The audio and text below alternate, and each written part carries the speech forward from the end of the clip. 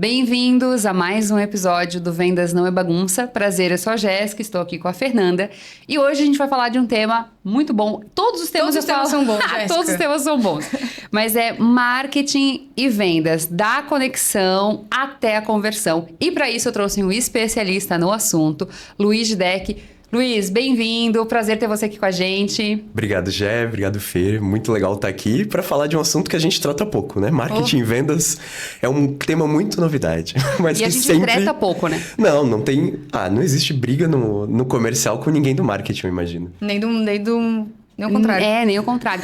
Antes da gente começar, Luiz, já se apresenta pra galera, já conta um pouquinho mais da tua trajetória aí, pra eles se situarem. Não, perfeito. Então, para quem ainda não me conhece, prazer. Eu estou há 10 anos trabalhando basicamente com performance, que hoje em dia a gente está mais comum a ouvir como tráfego pago. Então, são 10 anos trabalhando com isso e nos últimos 3 dedicados à Track, que é a nossa agência de performance voltado exclusivamente para fazer tanto a parte de marketing como o acompanhamento comercial que, querendo ou não, faz o resultado chegar. Com certeza. Boa. E Didek, vamos começar com uma pergunta boa, com uma pergunta bem boa, que é... A gente tem diversas plataformas, a plataforma que está pagando, né? Diversas plataformas ou diversos canais onde a gente pode fazer tráfego pago hoje. Tem o Meta, tem o TikTok, tem o LinkedIn, tem o Face, que também é o Meta, tem o Google. O que, pensando nessa geração atual e pensando no nosso mercado, tem mais funcionado? E também não sei se tem um canal que mais está funcionando ou se... Sei lá, eu como empresa deveria estar em todos? Eu deveria estar em todos? Então, no final do dia, vai depender... a resposta do marketing perfeita, né? Depende. Depende do segmento. Depende de como tu quer posicionar a tua empresa. Depende do teu orçamento. Tem uma série de fatores. Mas olhando como geral, a gente tem algumas respostas pré-prontas, assim, que, querendo ou não, já respondem, já resultam em muita coisa. A primeira coisa é... A maioria das empresas hoje... minimamente deve estar posicionada ou no Meta ou no Google, que são basicamente a dualidade, né, máxima ali. No Meta, basicamente, geralmente quem está trabalhando muito mais com varejo, quem está trabalhando com um público final ou com pessoas que têm um apelo, principalmente um apelo de marca mais forte. Já quando a gente fala de necessidade, ou seja, a gente está falando de indústria, de pessoas que realmente têm um problema ou que têm uma necessidade de regularização. Vamos supor, a gente trabalha muito com o setor de engenharia, por exemplo. O setor de engenharia, ninguém contrata um engenheiro porque, nossa, eu gostaria de ter um profissional especializado em engenharia. A gente contrata porque a gente precisa. Então, basicamente, a pessoa tem a necessidade de um projeto elétrico para provar uma indústria. Cara, esse cara, ele não vai estar lá no Instagram assim, poxa, se eu ver um baita Reels de um projeto elétrico aqui. Não. Essa pessoa, ela vai lá no Google, ela vai digitar a palavra-chave projeto elétrico em Blumenau, projeto elétrico em São Paulo. E ela vai querer ser encontrada e dar esse match de questões.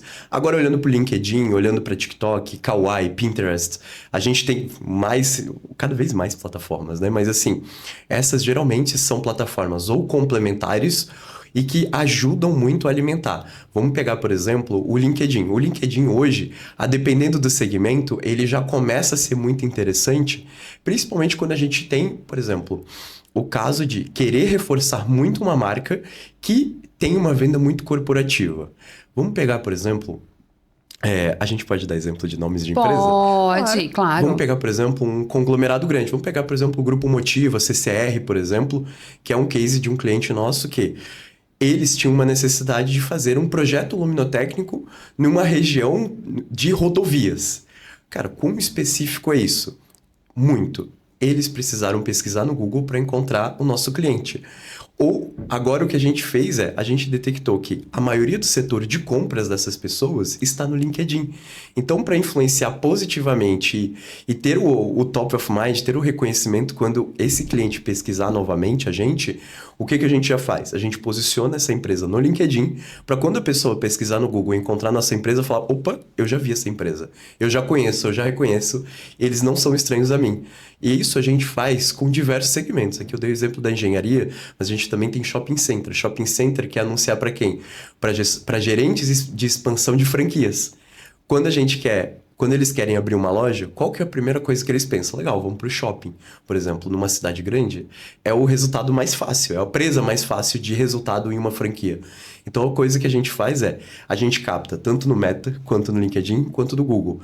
Mas isso depois de um amadurecimento, depois de um orçamento, porque é aquela coisa, ter um orçamento pequeno dividido em 3 mídias, geralmente não vale a pena. Vai valer muito mais a pena a gente ter um orçamento mais concentrado e buscando um resultado, né? Porque qual que é a melhor ferramenta para se investir, ou qual que é a melhor plataforma, ou qual mais funciona, vai depender sempre de uma série de variáveis. Mas, geralmente, tendo um bom orçamento, tem um bom orçamento que eu digo para aquele canal. Um bom orçamento, a depender da empresa, pode ser R$1.000, pode ser 10 mil, pode ser 100, pode ser 200. Vai depender muito da meta que foi gerada. Tem algum mínimo, assim, ó... R$5 por dia. Abaixo disso, Nem coloca. Nem coloca. A partir disso, beleza, já dá pra gente fazer um teste. Cara, hoje, a resposta sempre depende. Mas, depois de tanto tempo rodando, hoje o mínimo que eu recomendaria por canal é R$50 dias, ou seja, R$1.500 mês por canal. Ou seja, 1.500 pro Google, 1.500 pro Meta. Óbvio, vão ter empresas que vão colocar 800 no Google e 1.200 no Meta e vai funcionar? Com certeza. Vai ter muitas questões que vai funcionar. Mas hoje, olhando de forma fria, assim, com uma resposta para dar um mínimo de previsibilidade, Mínimo. eu diria que R$1.500, R$50 por dia tá bem pago. Tá. Até pensando nesses dois canais, eu e a Fê, a gente já trabalhou muito com empresas que trabalhavam com leads inbound, então vindos do marketing. E a gente tem duas coisas, né, Fê? O lead que vem do Google tem uma necessidade, o Didec falou que agora, e o lead que vem do Instagram tem uma outra necessidade. Como é que a gente faz para... Chegou isso pro pré-vendedor. Vamos lá pensar na jornada, chegou no pré-vendedor. Como é que o pré-vendedor aborda esses dois leads de maneiras diferentes? Porque um vem pela dor e um vem pelo desejo. O que tu daria aí de direção para esse pré-vendedor? Que tá recebendo do Meta e tá recebendo do Instagram. Boa. Para mim, o primeiro ponto é alinhar com o time de marketing, de onde que estão vindo. Então, eu já sei. Minimamente tem que ter uma tag lá no CRM. É o mínimo esperado, mas não necessariamente a realidade de muitas empresas. Pois é, então eu tenho que entender que vai aparecer aqui pra mim públicos distintos. Eu não posso ir numa linha de raciocínio e daqui a pouco descobrir que é outra coisa. Então, o primeiro ponto é esse. Segundo ponto é ter uma metodologia de qualificação.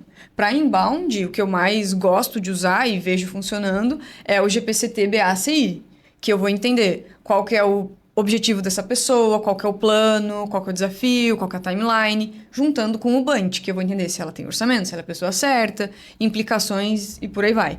Então, já duas coisas, né? Entender o público que vem, entender a metodologia que eu vou usar e conhecer do meu produto, conhecer do meu cliente para poder navegar com ele ali na chamada. Então, eu sei que quem vem com mais curioso, eu tenho que fazer essa validação aqui.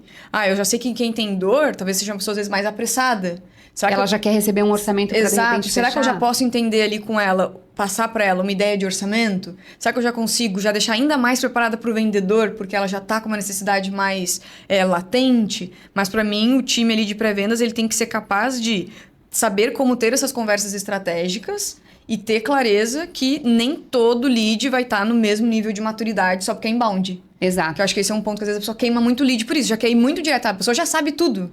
Não, às vezes ela só viu um videozinho legal e falou, deixa eu ver como é que funciona.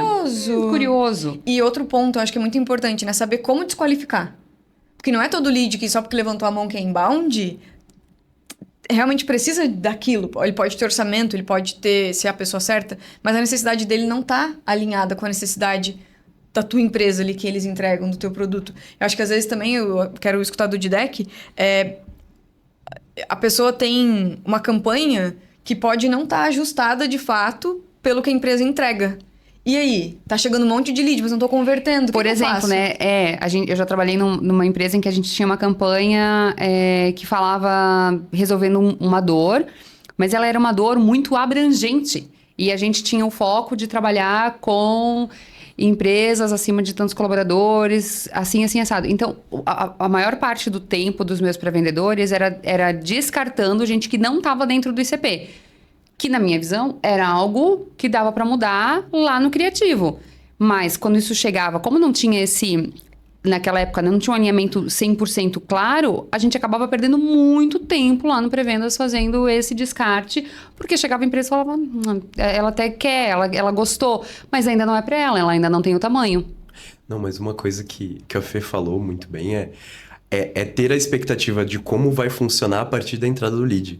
Mas aí olhando para a pessoa, para o pré-vendedor especificamente, eu diria que hoje o que eu mais sinto que dá resultado principalmente é fazer o pré-vendedor participar, mesmo que seja como observador das reuniões de marketing. Isso vem acontecendo vem funcionando de forma muito legal com as empresas que a gente vem atuando, que é fazer o pré-vendedor entender e principalmente, qual é a motivação por trás de cada criativo. Porque fazer a parte da metodologia de qualificação é perfeito. Só que mais intencional ainda é voltar um passo. É entender. Legal, a gente tem uma comunicação A para esse público. Vamos supor, eu vou pegar a engenharia, que é o caso que mais me vem à cabeça. Claro. Então, eu vou ter uma comunicação com o cara que ele quer fazer, por exemplo, um projeto único, específico, e eu também vou ter uma comunicação B com o cara que, por exemplo, quer comprar um painel. Um painel elétrico para fazer uma montagem industrial. São dois universos de diferença de qualificação, de necessidade e de dor. Por quê? Às vezes o cara que quer fazer um projeto, ele tá com uma máquina parada. Vamos supor, geralmente quem quer pegar um projeto de NR12, que é basicamente o Ministério do Trabalho bateu na porta e precisa regularizar a máquina. Legal. E aí? Esse cara tem um nível de urgência gigantesco. Claro. Que é super diferente do outro. Que é diferente do cara que...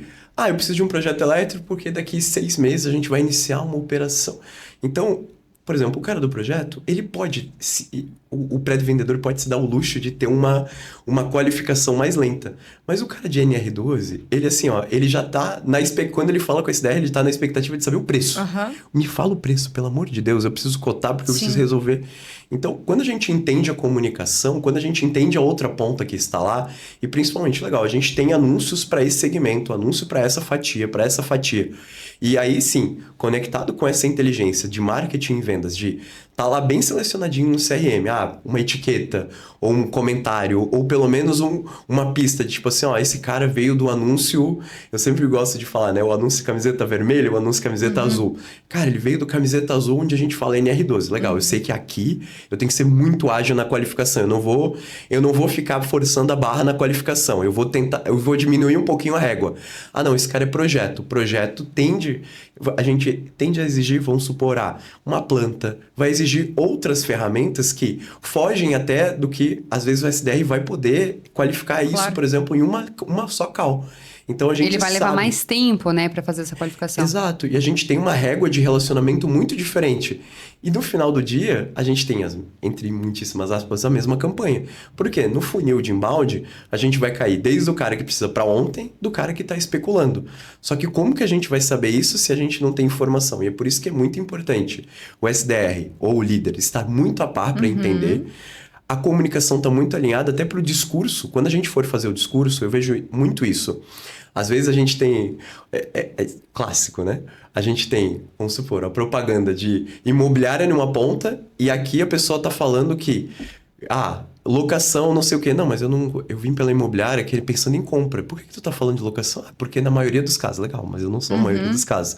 Então, há uma diferenciação de comunicação e às vezes até uma falta de sincronismo.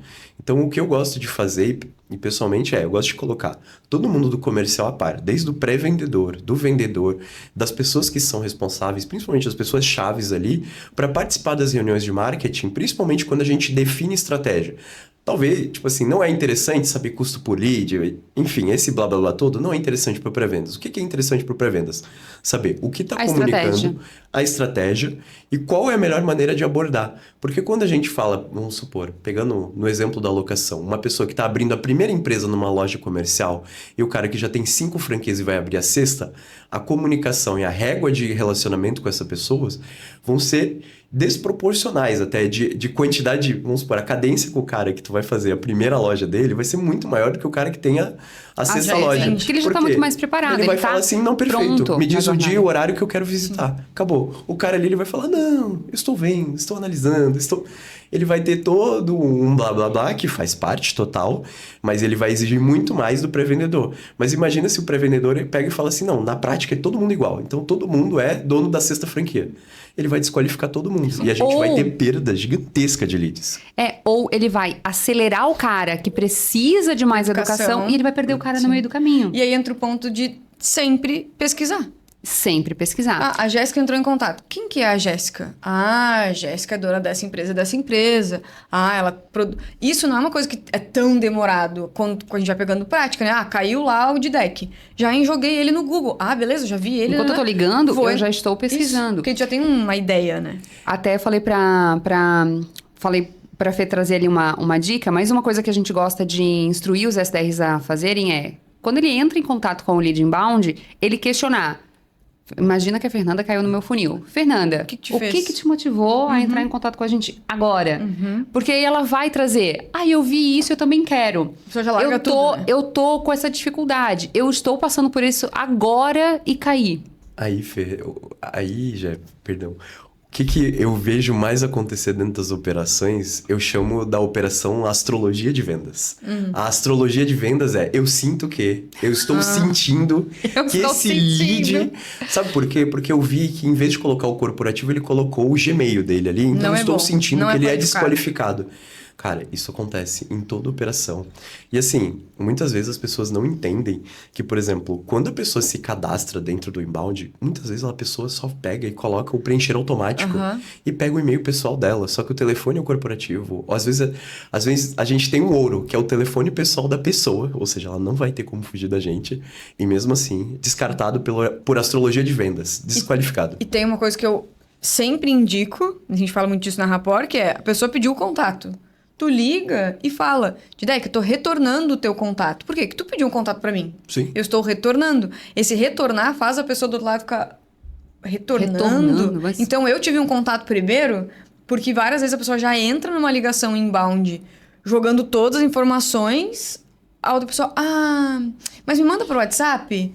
Não, eu tô retornando o teu contato. Eu tô te fazendo um favor, digamos assim. Tu pediu algo, eu estou te ligando para conversar contigo. Para conversar. E esse ponto... Nossa, Didek, esse ponto da astrologia, adorei. Porque... e tem muito disso. Porque os pré-vendedores, eles têm essa crença. Às vezes eu vou perguntar para times que a gente treina, como é que tá os leads? Eles trabalham com campanhas inbound. Jess, essa semana veio muito lead desqualificado. Estou sentindo. Não, veio muito lead desqualificado. E aí eu pergunto... Uma pergunta simples. Beleza, quantos leads vocês receberam? A gente recebeu 100 leads essa semana. Certo, me traz a lista de quantos eram desqualificados. Eles não sabem. No sentimento veio muito. Aí a gente vai pegar uma lista real dos 100, 5 realmente eram desqualificados e era chuchuzinho@gmail e a loja era chuchuzinho.com. Realmente, se não tinha... Nem sei se existe essa loja, espero que não. Realmente, se não tinha nada a ver. E todo o resto da lista dos 95 eram ou super qualificados ou qualificados o suficiente para que recebessem uma ligação, né? Um ponto de contato. E até mesmo, assim, coisas clássicas que acontecem dentro de análise de funil o pré-vendedor falar assim, ó, descartamos 100 leads aqui, etc. Aí, ok, descartaram 100 leads, perfeito. Qual que é a cadência que foi realizada? Foi a cadência proposta? Um contato. Não. Liguei várias vezes, 3. Não, ai. Seguinte, é que eu fiz o seguinte, eu mandei um WhatsApp e ele não respondeu. Eu tentei ligar, não respondeu. Eu tentei ligar de manhã, não respondeu. Eu tentei ligar à tarde, desqualificado. Aí, ok. E se a gente pegar daqui 3 meses, tentar fazer essa reativação desse canal e dessa vez fazer o que a gente havia proposto inicialmente, no mínimo as 7 cadências? O que aconteceu? Esse é um caso real que aconteceu com um cliente nosso. Eram, se eu não me engano, 343 leads descartados por falta de resposta. Ou seja... Contato esgotado. Contato esgotado com... a belíssima régua de 3 tentativas em dezembro. Óbvio. Por que será que ninguém respondeu, né? Aí a gente Dezembro, né? Poxa, mas eu 23 liguei dia de 24 de manhã e ninguém me atendeu, cara. Desqualificado isso aí. tava lá no Natal ultra preocupado. Mas Assando um frango, um peru. super, super eu tomando uma preocupado. cerveja na praia e pensando em você, meu querido. Ai, que E o que coisa. aconteceu quando a gente foi retomar esses 343 leads? Mais de 27% de conversão em oportunidades Uau. de leads que foram desqualificados por esgotamento de tentativa.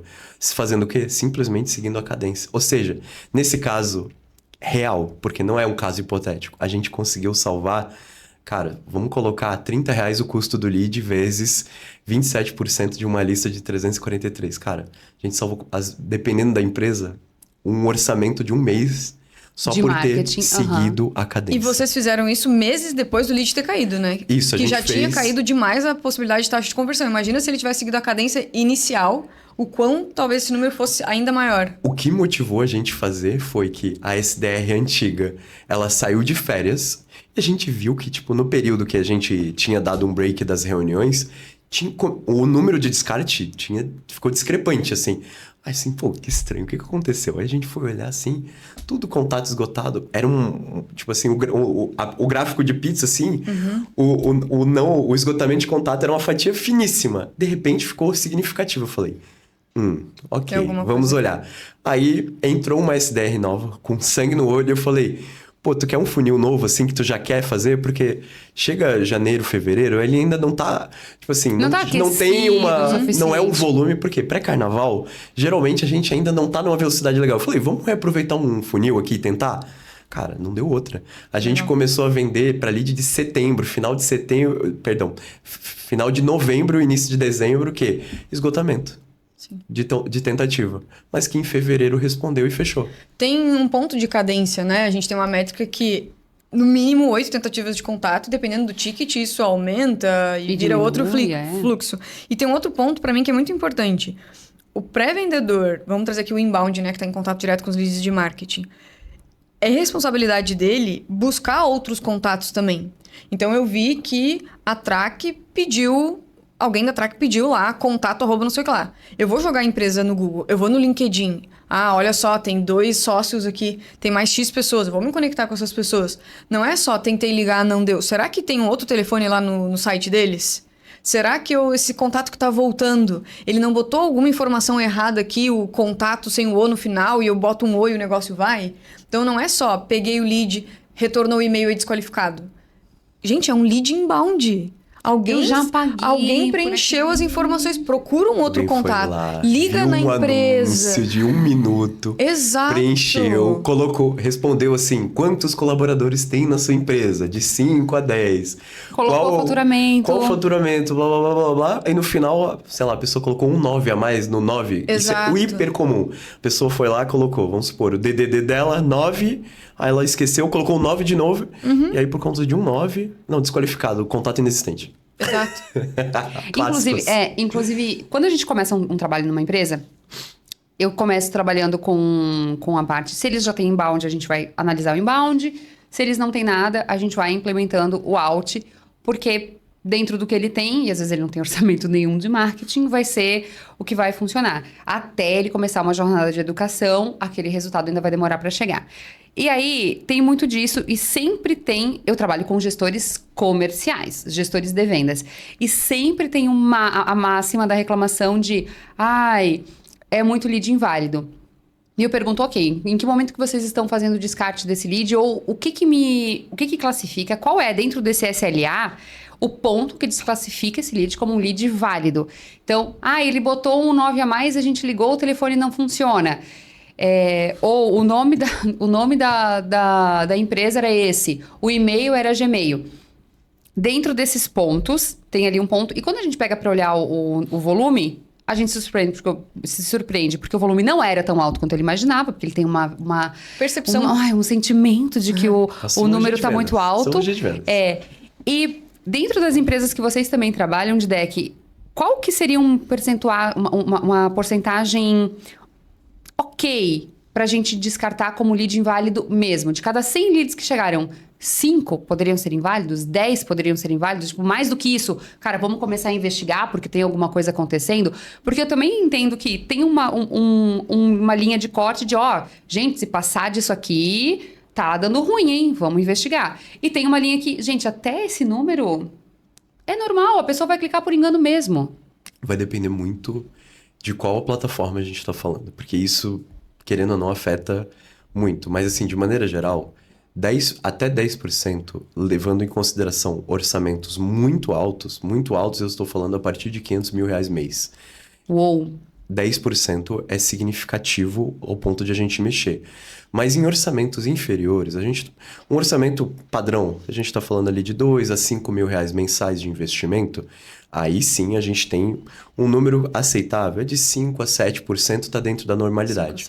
Acima disso, a gente vai ter que analisar principalmente como que está sendo realizado esse cadastro, porque muitas vezes são implementações simples. Às vezes, o formulário que foi montado lá no WordPress ou no RD, que seja, cara, sei lá, o estagiário, o famoso estagiário, foi lá e deixou o campo de uma forma que, sei lá, o cliente entendia que precisava colocar 9, não precisava colocar 9, ou o que acontece, clássicos, né? Só tem um formulário pensando que todo mundo vai colocar telefone móvel e não vai colocar um telefone fixo, por exemplo, e o cara vai lá e mete um 933.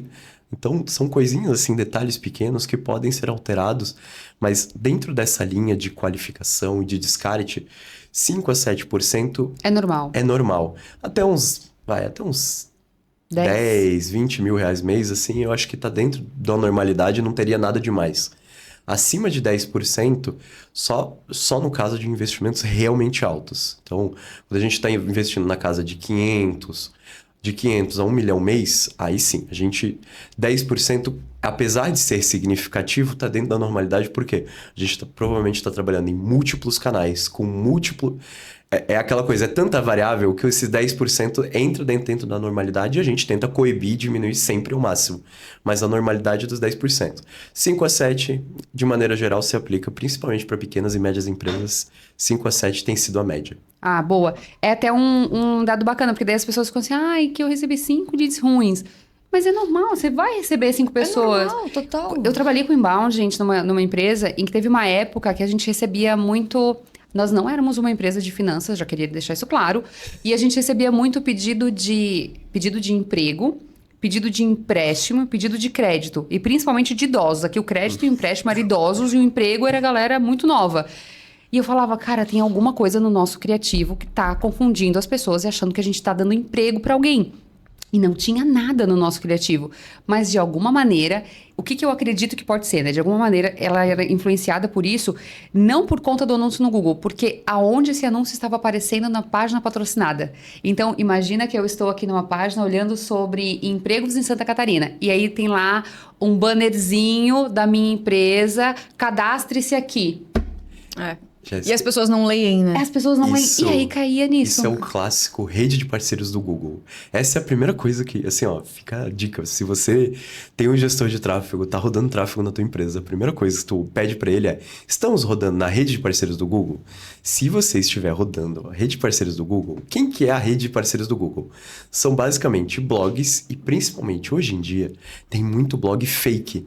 Então, nossa, nem sabia. Porque o que eles fazem? Eles querem ganhar dinheiro com AdSense. E aí eles vão lá e colocam que, pegam um segmento específico, segmento financeiro, clássico, e criam um segmento, e criam anúncios fakes e colocam o teu anúncio embedado por trás. E isso gera batata. Toda vez que tem cliente falando assim, olha, eu tô começando a receber um monte de gente querendo só emprego. Cara, tá lá, assim, rede de parceiros do Google ativada. A gente desativa e acabou. Mata na hora essa campanha. Não é uma questão de, infelizmente, não é uma questão de comunicação. Nesse caso, se for Google, é exatamente isso. É realmente uma função que a gente ativa. No Meta, é o famoso Ad Network. O Ad Network que é nada mais do que aparecer no Candy Crush, que aparecer nos joguinhos das tia. Então, o que acontece? Teve um lead nosso... Caramba, eu não sabia disso. É porque a gente pode anunciar lá. E se o gestor vai lá e bota tudo no automático, pra vou subir essa campanha Não, aqui. primeiro que gasta muita verba... Gasta muito por quê? Porque imprime muito. Ou seja, Exato. mostra pra Muita muita impressão. gente. Mas Então, não imagina, é uma todo mundo impressão quer uma vidinha qualificada. extra no joguinho. Aí vai lá e mostra pra Vou ti. assistir 30 segundos desse negócio aqui. Vou assistir 30 segundos da Aquila passando aqui, a Jéssica falando de vendas no meio do meu jogo do Candy Crush. Não, eu quero muito. Eu quero Nossa. muito aprender sobre SaaS aqui Não. no meio do meu Candy Crush. Aqui, ó, eu já preciso falar que a gente já falou sobre fazer anúncio no YouTube e eu acho que a gente nunca fez, mas eu preciso falar aqui pra vocês, que é... Eu tô assistindo um vídeo, aí do nada aparece um patrocinado, eu, na hora, pego o ranço da empresa do patrocinado. Porque tava no meio do meu vídeo, e aí aparece, você quer um apartamento em Balneário Camboriú? Fale com a imobiliária tal.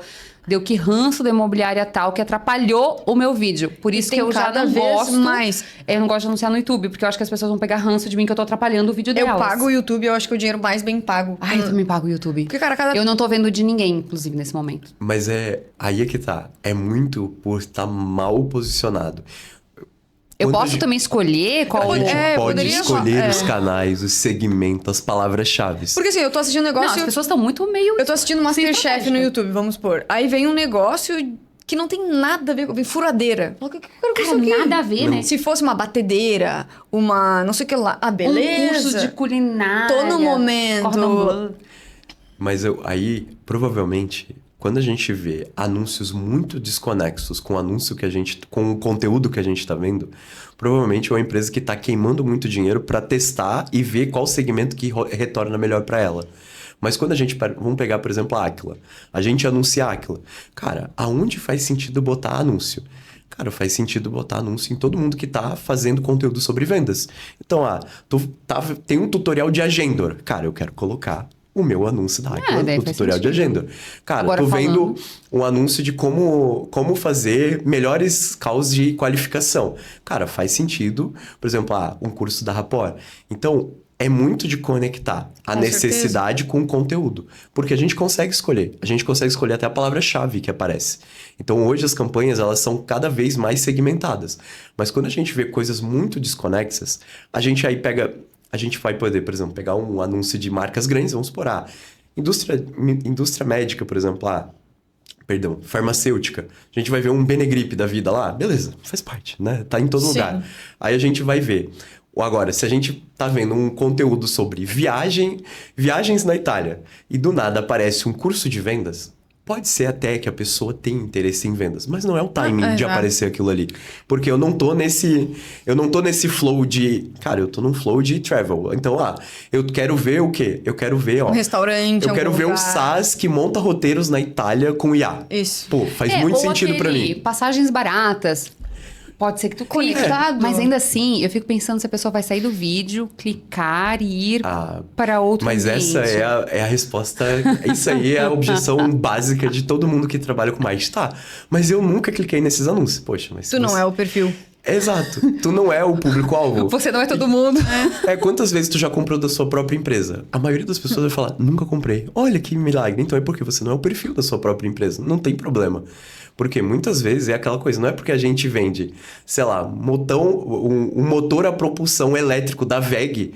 Cara, quando você já comprou um motor da WEG? Nunca. Mas vão ter públicos específicos que vão comprar. Claro. Então, a gente tem que, muitas vezes, separar o que é o nosso gosto do que funciona. Por quê? Muitas vezes. No outbound é o clássico. Não, mas ninguém atende mais ligação, pessoal. Eu nunca atendi uma ligação. Legal, mas o nosso cliente atende. Que pena. Ou a parte Que de pena que você orçamento, não né? atende. Não, mas é muito caro. É caro pra quem? Pra Tu tá teu pensando... bolso. 10 mil pra uma empresa é uma coisa. 10 mil pra uma pessoa física, é outra coisa. E depende da pessoa também. Esses dias eu vi uma frase boa também, que era... pare de pensar no cliente com o seu bolso. Comece a pensar com o bolso do cliente. Porque as pessoas iam levar uma proposta e falavam... não vou levar essa proposta porque tá muito caro. Tu não tá nem pro teu acreditando na proposta? Porque às vezes pro teu cliente isso não é nada. Ou ela também não tá pensando No que ela vai entregar no de ROI. ROI que ela vai entregar. É isso que eu ia falar, Fê. Muito obrigada. Se eu penso num projeto comercial, para algumas empresas, realmente, esse projeto comercial pode parecer que tem um custo mais alto. Mas quando eu penso no que ele retorna, ele fica irrisório. Teve uma empresa que a gente fez um projeto que investiu um valor e voltou 400 vezes o que ela investiu. 400 vezes. Então, aquele valor que ela investiu foi Irrisório. irrisório, foi nada. Pensando nisso, gente, aquele valor foi muito barato. Foi muito barato. Não, e a gente sempre tem que... Quando a gente tá trabalhando no marketing, a gente sempre tem que pensar o seguinte. Cara, a gente tá anunciando para públicos específicos. Então, o que às vezes é aquela coisa. O Luiz talvez não compraria uma consultoria comercial para ele, pessoa física, de 30 mil reais, de 50, de 100. Mas para minha empresa, é aquela coisa. O bolso da empresa é muito mais fundo do que o bolso da pessoa física. Por quê? Às vezes, o que é caro é muito uma percepção pessoal. Claro. Mas quando a gente tem uma meta, pô, é caro, legal, mas a minha meta é conseguir 33% de faturamento de um segmento específico. Hoje, quanto temos? 10%. Qual que é a margem que a gente tem desse segmento, cara? Eu sempre falo assim, ó, qual que é o segmento que mais te dá margem? Esse. Quanto que hoje ele representa na tua carteira? 5%. Se a gente subir de 5% para 10%, com esse investimento faz sentido? Pô, com certeza faz.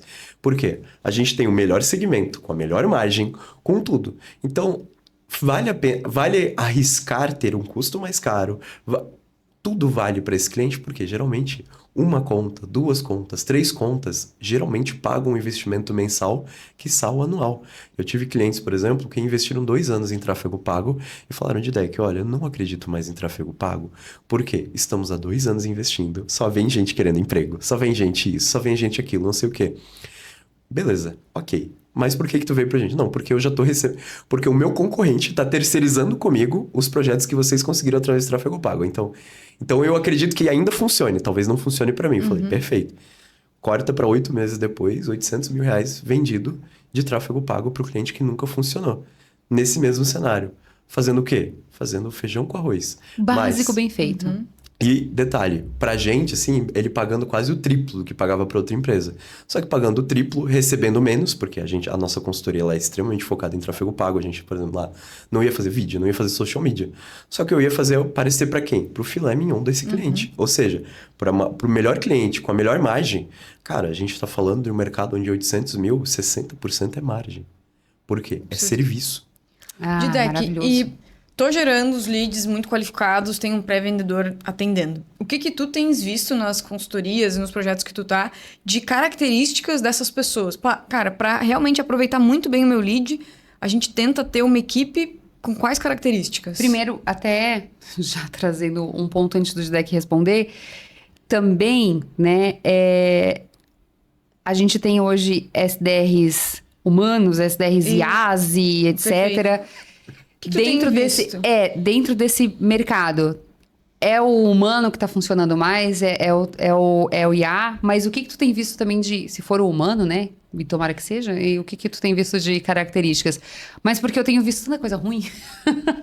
Olha, é aquela coisa. Nesse momento, a gente tá vendo de absolutamente tudo, Tudo, né? Então, a gente tem desde o 100% robotizado, 100% humanizado, tem o híbrido, que inicia com qualificação e depois vai robô, ou contrário, o contrário, né? o humano Inicia inicia, robô e vai pô, entendi, robô. legal. E daqui pra frente, as perguntinhas padrão, vai embora com o robô, porque ele resolve.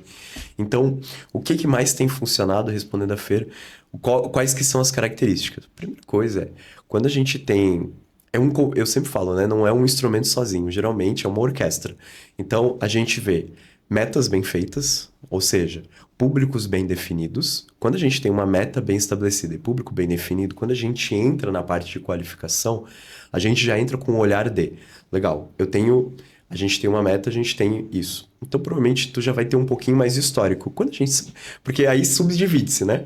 Empresas que têm histórico de marketing, empresas que não têm histórico de marketing. Para aquelas que têm histórico, o que funciona bem?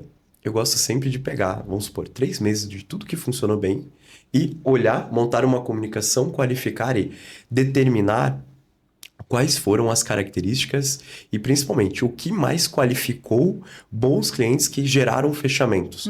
Ou até mesmo, vamos supor, tô num segmento onde gerar fechamento é muito...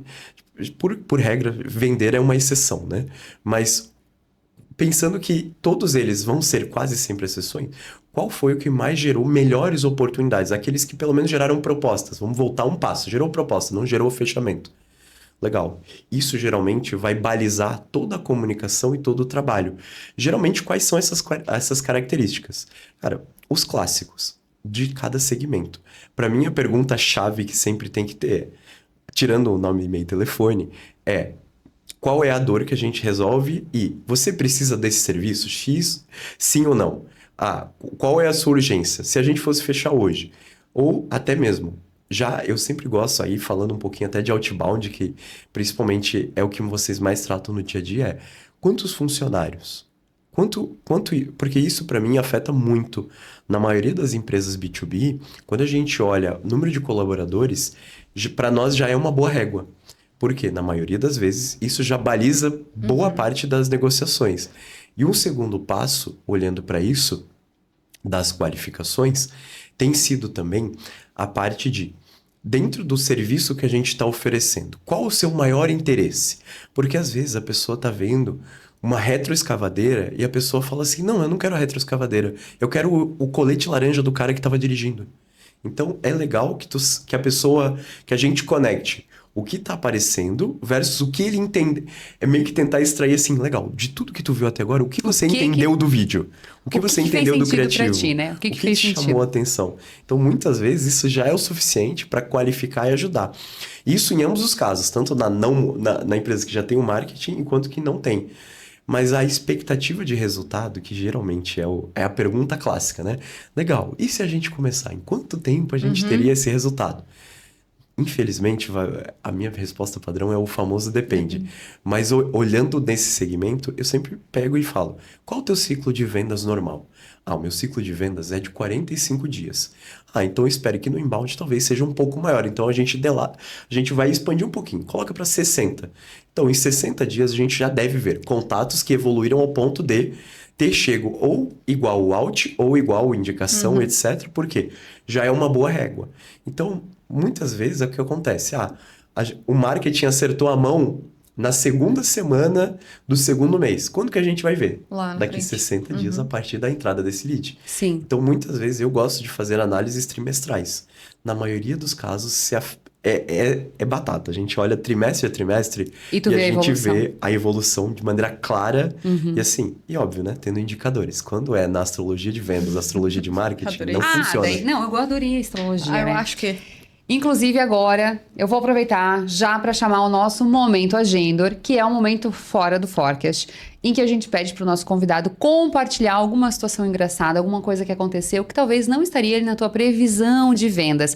Antes da gente chamar o Momento Agendor, vamos também chamar aqui, convidar os nossos patrocinadores, que é quem faz o Vendas Não é Bagunça chegar aos nossos telespectadores. Então, roda aí a vinheta dos nossos patrocinadores. O Vendas Não é Bagunça tem patrocínio de Aquila, a aceleradora comercial, que é a aceleradora que te ajuda a criar sua área de prospecção do zero ou melhorar os seus processos comerciais.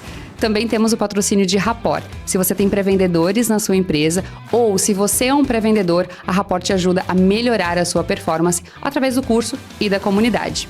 Temos também o patrocínio de Agendor, o CRM que aqui traz pra gente o momento fora do forecast. E se você quer testar o Agendor gratuitamente, o link vai ficar aqui na descrição. E por último, mas não menos importante, o patrocínio da Track, a agência que realmente acredita que vendas e marketing devem andar juntos. Para você conferir mais sobre os nossos patrocinadores, confira o link que eu deixei aqui na descrição para você.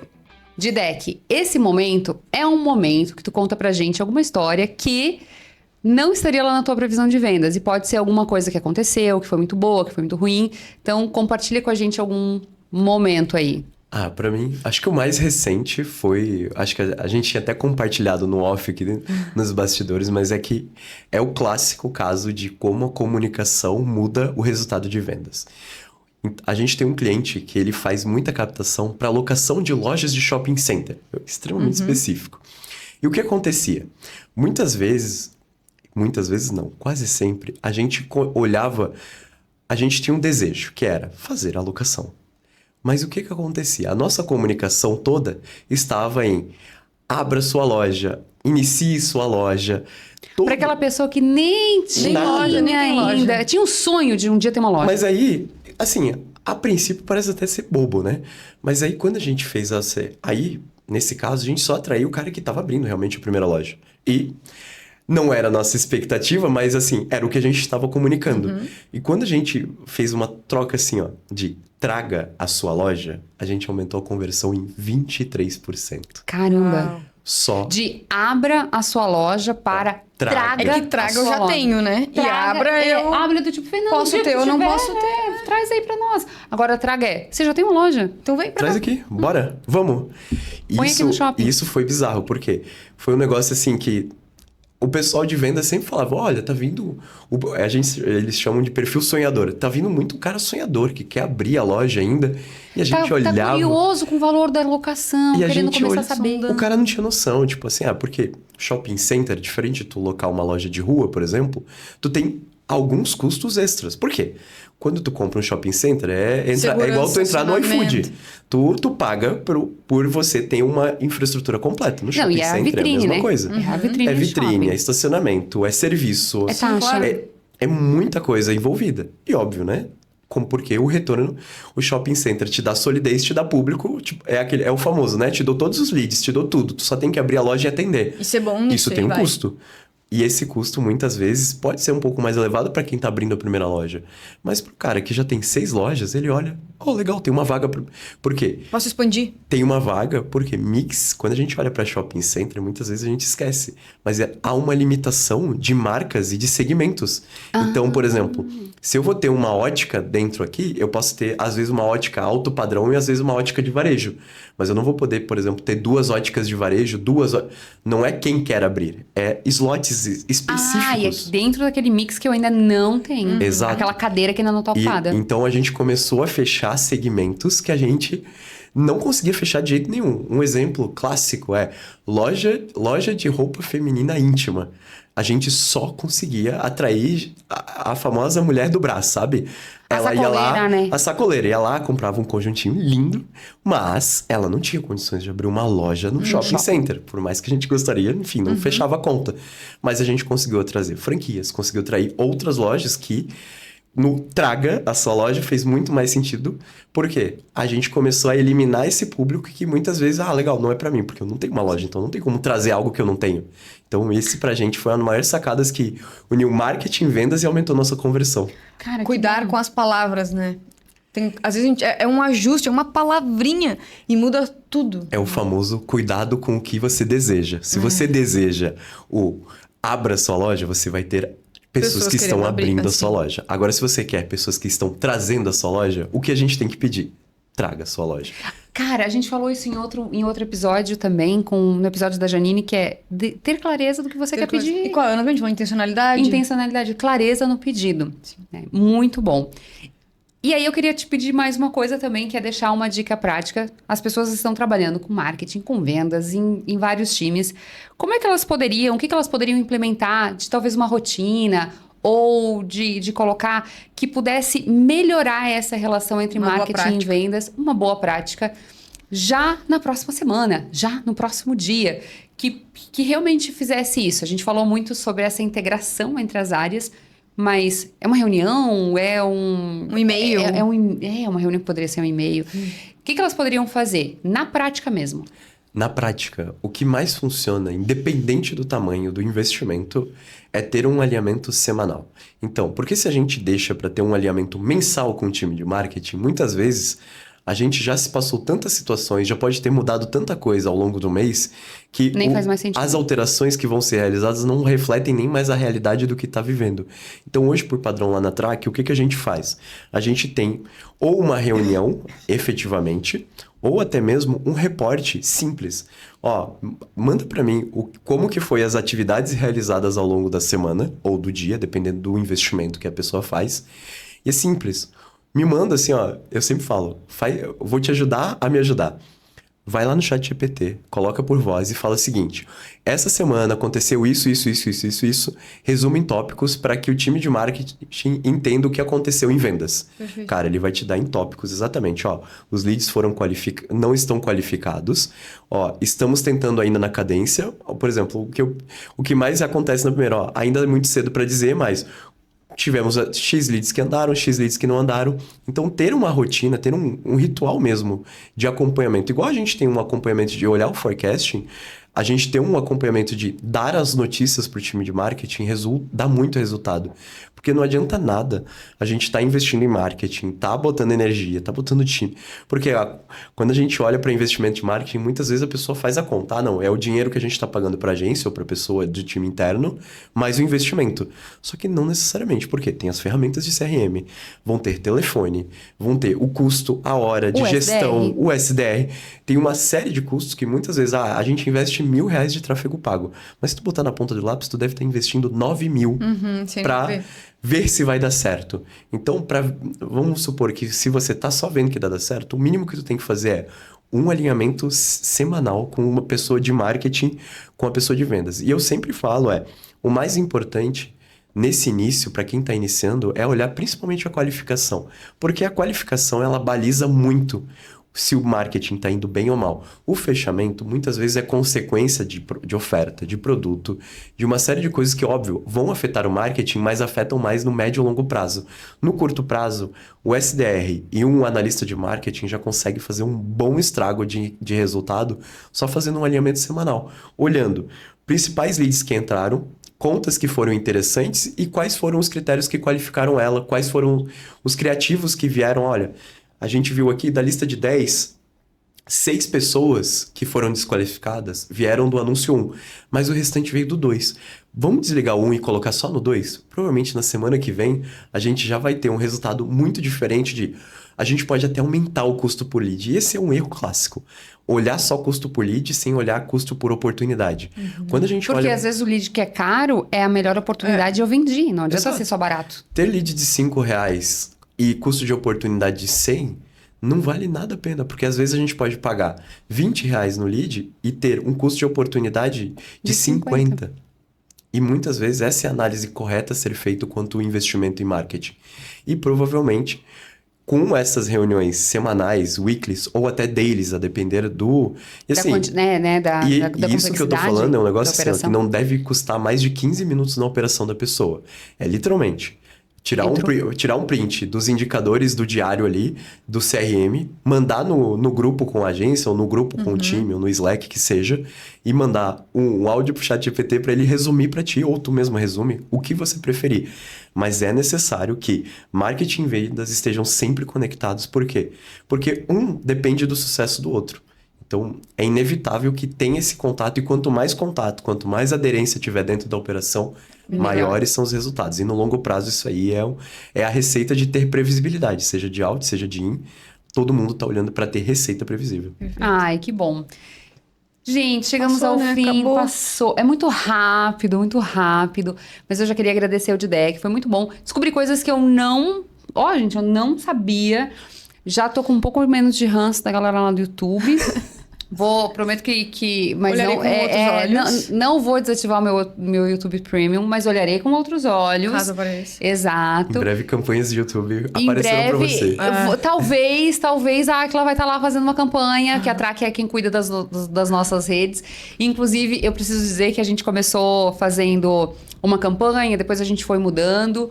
A gente ia usando um pouco o feeling, e é muito bom ter o acompanhamento de uma agência que também te direciona de, olha, aqui tem uma oportunidade, aqui está acontecendo isso, que é o caso da Track ali com a gente, que faz a diferença, porque nós sozinhos, eu, Jéssica, não sou especialista em marketing, então eu preciso de alguém ali nos guiando. Claro. E falando, faz um criativo assim, faz um conteúdo assim... direcionando que vai dar mais certo, né? Até porque, sempre falo, né? É muito fácil quando a gente tá julgando a empresa do coleguinha.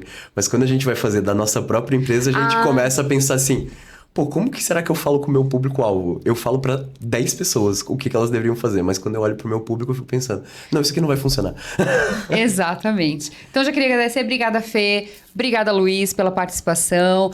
Deixa a tua rede social e aí a gente vai encerrando por aqui. Bom, pessoal, se você quer me seguir e entender um pouquinho mais sobre o trabalho da Track ou até mesmo sobre gestão de tráfego pago, me siga, @luis.didec, seja no Instagram, no LinkedIn, aonde você quiser. Provavelmente eu vou ser o único Luis.didec ou Luis Didec, então pode me seguir lá e vai ser um prazer te ajudar se você está com uma dificuldade de tráfego pago, se está com uma dificuldade em escalar os resultados através do inbound, vai ser um prazer te ajudar. É isso, obrigado, Jé. Obrigado, Fê. Obrigada, gente. Até o Até o próximo episódio.